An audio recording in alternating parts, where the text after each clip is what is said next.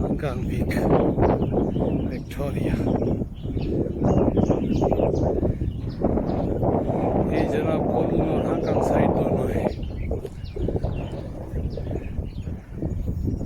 ये देखो सारा बीच में समंदर है, उधर कोलून साइड है, इधर हांगकांग साइड है।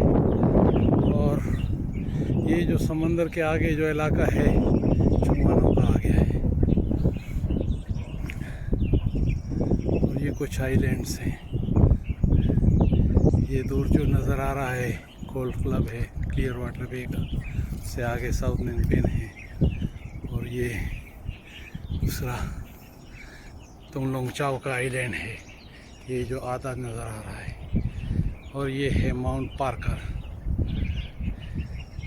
ये इसके दो सर्विस हैं। इस पे धूप के अगेंस्ट द लाइट है, ये थोड़ा डार्क नज़र आता है बादल के नीचे, ये देखो। और ये वापस अपनी जगह पे जा रहा है।